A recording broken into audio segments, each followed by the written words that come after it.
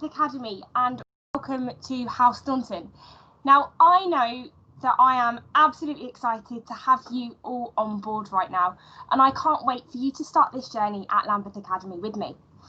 Now, I gave a very brief description about who Henry Thornton is in our assembly last week. But now, seeing as you all know that you have been lucky enough to be in my house, which is the Henry Thornton house, it's important that we get to know a little bit more about who Henry Thornton is. So just to recap off of what we said last week, Henry Thornton, he was born in Clapham, 1760, and this is Henry Thornton. So he was born in Clapham, as many of you guys were. He was born into a family of merchants, and his dad and his brothers were both very, very successful businessmen. Not only did he work in London, but he also worked in Liverpool, so he spent lots of his time going in between those two cities. He was also somebody that was very, very popular amongst bankers. He went to school in a school in Wandsworth. It's not there anymore because it was so long ago, and he studied very, very hard. With this, he eventually went to work in a counting house, which was kind of like an old bank where people would give all of their money there because it was in the form of cash and in the form of gold. And Henry Thornton's job was quite simply just to count all that money. And he did that from quite a young age. He started when he was 16. So as some of you guys will put your in those shoes, at 16 years old, he was doing quite an important job. So Henry Thornton's family were very, very successful in merchant industry. So at this age of about 20, Henry Thornton started to break the mould of what his family had always done. And he started to go into banking, and he also started to go into politics. So at the age of 22, think about how young that really is, the age of 22, he was put forward to go for a seat in Parliament. When he got recommended to go for the seat in Parliament, he refused it. He said, "No, I'm not going for it." And the reason for that was because all of his competitors were paying the people and the voters to vote for them. Henry Thornton did not want to take part in any of that, so he refused. And he said, "No, I'm not running for my seat because I want to only win that seat and only be elected if I can do it fairly." So he refused. He said, "I'm not doing it unless I can win with honour." And this was noted quite heavily by the people in Parliament. So within this, the next year came, at the age of 23, Henry Thornton again became elected for a seat in Parliament. And this time round, he won that seat fair and square. He won it with integrity.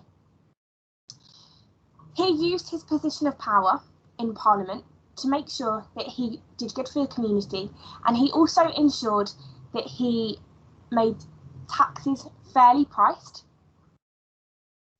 and he scrutinised the price of gold.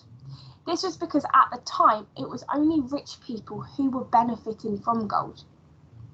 So I'm going to go on to my next slide, and I want you to have a look at this picture. So can I get you to turn and talk to the person sat next to you?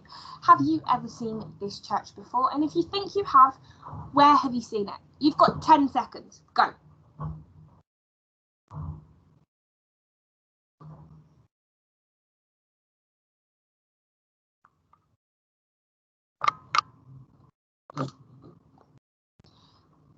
Three, 2, and 1. Okay, so if any of you managed to guess it, this church is on Clapham Common. It's by Clapham North. By Clapham Common. And this church was actually built by Henry Thornton and his friends, his peers. They created the Clapham Sect Church, which was a group of highly devout Christians, and they set about doing good for the local community. So at this point, Henry Thornton has already, at such a young age, created for his peers, where he devoted his life to the community. He's become a banker, he's become an economist, and he's also in Parliament. So we can see that Henry Thornton has really used his time effectively to make sure that he can do good for the greater community. So I'm going to carry on. Where after this, Henry Thornton started to petition for the abolition of slaves. So this again was where Henry Thornton really went against the grain and went against the norm, where he started this motion for releasing Sierra Leonean slaves. Where he stood out for this is that he made all of the London merchants that he had met through previous work get rid of their slaves. So I'm sure for myself or for you, it sounds completely normal that slavery is something that shouldn't exist. But at that time, many rich people, many bankers, merchants used slaves. Now, Henry Thornton explained to them why it was so problematic, and he made them get rid of their slaves. He did it kind of like a bargain. If you get rid of your slaves and you manage to make sure that you can still live normally, then we will give you a fee. So Henry Thornton did this. Henry Thornton ran this trial with many of his peers and many of his merchant friends, and he made them get rid of their slaves. This later led to the complete abolition of slavery after Henry Thornton's death in 1833. So what we can see is that Henry Thornton really has embraced some of our own values at Lambeth Academy. So the first thing that really stood out for me is the amount of integrity Henry Thornton had. He always did what he thought was right, even if it didn't always even if it wasn't always what had been done previously, like breaking the mold and coming away from the family business so that he could do right for other people. The second thing that Henry Thornton really did that stood out for me was that he brought people together. Now, he did this by showing honourable leadership throughout his life, and for me, the biggest part that he played in honourable leadership was when he had his seat in Parliament. He was very strategic with his thinking. So not only did he come up with good ideas, but he also ensured that he was able to logistically plan them and carry them through. And finally, Henry Thornton was strategic.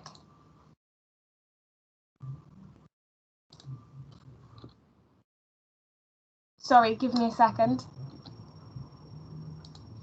And finally, Henry Thornton was pioneering.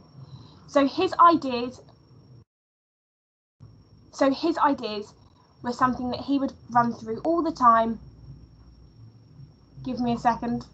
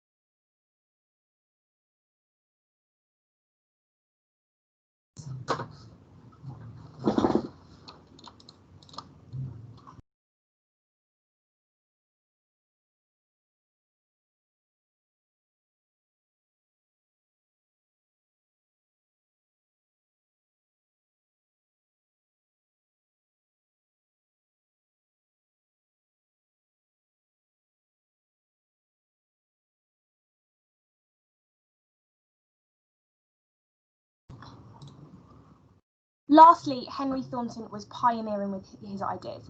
So not only did he come up with new ideas, but he would put them into play and he would make sure that he was highly committed when he did so.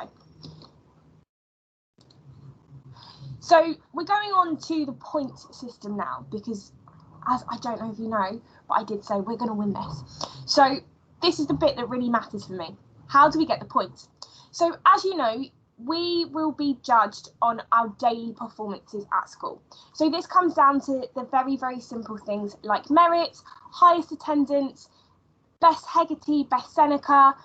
We want you guys to be getting the best grades possible, and the way that we do that is by making sure that we have the highest achievement. So all of these will feed into the overall house system. It's not just about winning the competitions for me, it's about making sure that you guys are well-rounded individuals where you are driving your progress. So that's one of the ways that we get points. The second way that we get points is by participating in activities. So there will be a series of competitions and events that happen throughout the rest of the year. Within that, every single competition that happens, there will be a first place, a second place, a third place, and a fourth place. If we are lucky enough to get first place, which I'm sure we will be, you will be awarded with 100 house points. If you come second place, you get 75 points. Third place, you get 50 house points. And in fourth place, you get 25 house points. You will find that your house points are also awarded for anybody that participates in an event. So even if you don't win, we will get house points just for you being there. So it's important that even if you don't think it's your normal event, that you get involved anyway, okay? So as you can see on here, this is my predictions. For our competitions, House Thornton, we will be getting 100 points. Archer might get 75, Zabo 50 and Jones 25. I mean, there might be a little bit of wiggle room there. We've got our badges. So I would like you now to take this time just to pop your badges on. I'm going to give you 2 minutes now. So please, teachers, hand out your badges and now pop those on.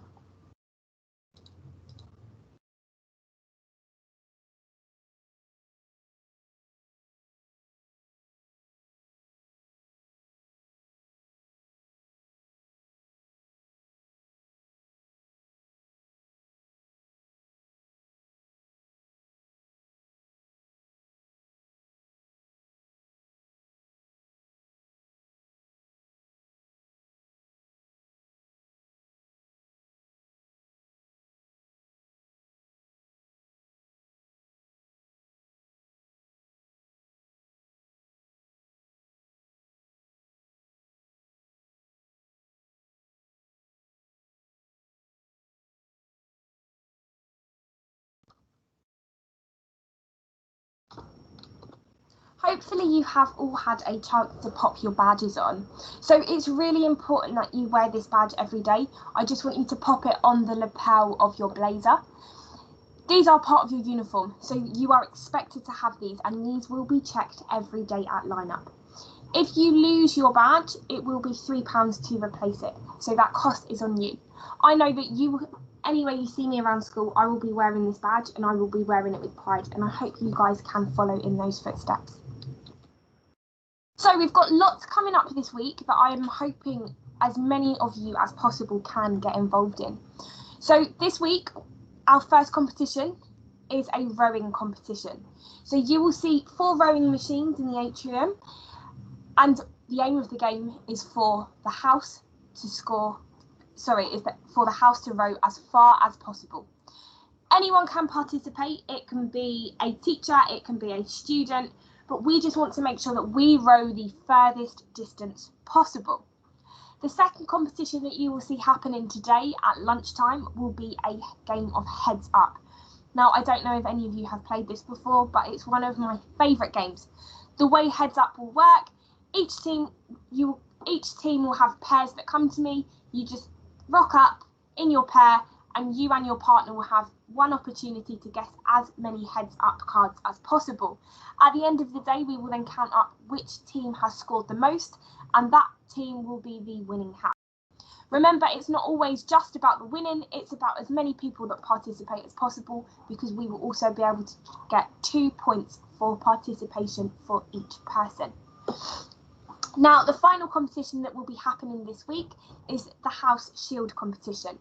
So with the House Shield, we need a flag. Quite frankly, House Thornton needs a flag. So we want you guys to design your own shield. You can see on this PowerPoint that my shield at the moment is completely blank. And I need 4 symbols that represent our house as House Thornton to go on that flag. So I'm going to give you now about 2 minutes to get your mini whiteboards out, and I want you to jot down as many ideas of different symbols that you can think of that represent Henry Thornton. You can do this in pairs. I want you to discuss. So you've got 2 minutes starting now. Go.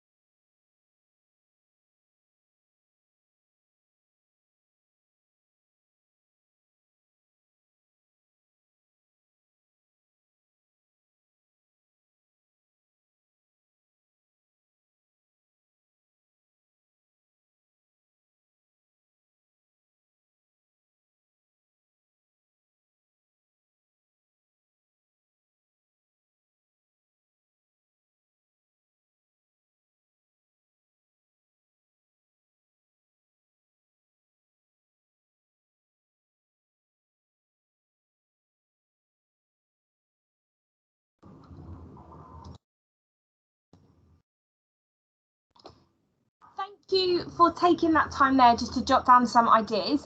If you find me around school, I will have some blank shields for you so that you can start creating that shield. The house that wins will be awarded 100 points to start off the competition.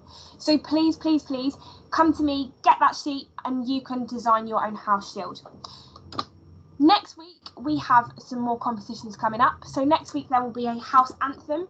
I know there's some year 11s that will definitely be up for that. We've got a table tennis competition coming up, also a Keepy Uppy challenge and a chess masters competition. So please make sure that you are keeping your eyes peeled, looking in the atrium, looking on the mugger and on the notice board, so that you have access to all of the information that you will need to participate in as many of these events as you want. So things that I want you guys to do from now: 1, look out for competitions that are in the atrium and the mugger. 2, if you see a competition, don't be scared, come over, get involved. You've got nothing to lose. The more people that participate is the more fun that it will be, and the more people that participate, the more points we will get. I want this to be all about you guys. So if there's any competitions that you would like to see, please let me know. The more involvement that you guys have in this is the better it will be for you. So take 15 seconds now just to write down my email address, which is housethornton@lambeth-academy.org. And if you have any ideas that you want for me to run through, please let me know. So please write that email address down now.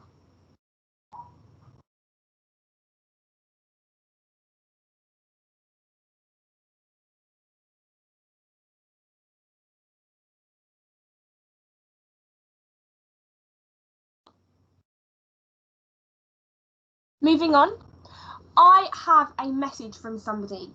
Now, this gentleman that you can see on the screen is no longer a gentleman, he's actually 80. His name is Ted Hayward. He was a student that used to go to the Henry Thornton Grammar School. When I found out that I was going to be the head of Henry Thornton's house, I felt absolutely compelled to find out a little bit more information about Henry Thornton and how he's impacted other people. So I did some research.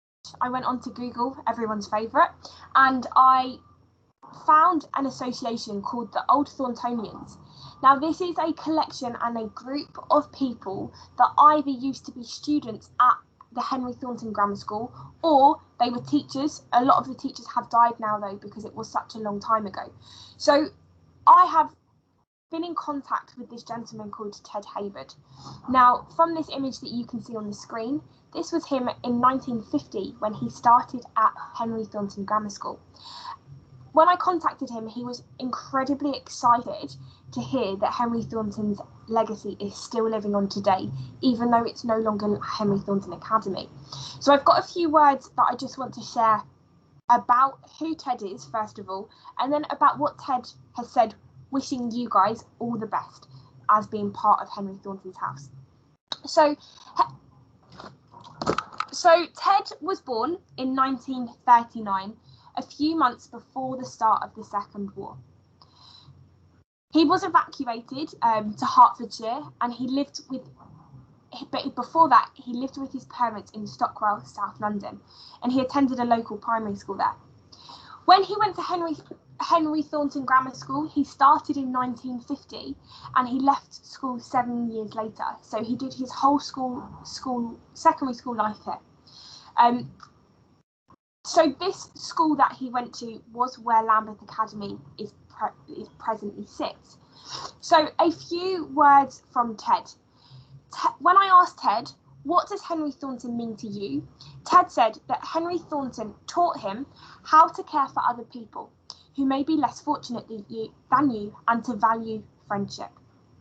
Ted also said that Henry Thornton taught him to always play your part when you belong to a team, whether that's at the academy or in other situations.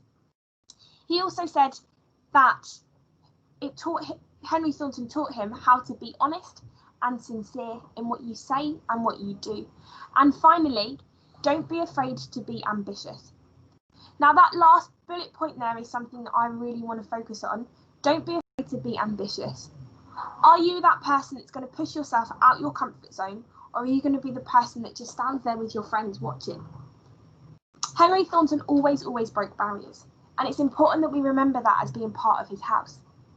A final word from Ted was that, this is from Ted exactly word for word. He said, I wish you all well as members of the new Henry Thornton house, and leave you with two particular lines from the school song. I hope that, like me, you'll carry them with you into adult life. Success is to your endeavour, and bravely face the future years. Now, I know Henry Thornton has played a massive part in Ted's life, and I hope he can do for you guys too. So we know that Henry Thornton always worked with integrity. He focused on bringing people together. He was strategic and pioneering. Now, our house is named after someone who worked tirelessly to benefit others and created a community in which he lived harmoniously. I want each one of you to remember that. We are going to work together to achieve great things, and I truly believe that. If Henry Thornton was somebody that had a seat in Parliament, worked to abolish slavery, worked as a merchant, was head of one of the banks, then the least that we can do is win the House Cup on his behalf this year. Thank you very much, and welcome to House Thornton. I can't wait to get started. 3, 2, 1. Let's go Thornton!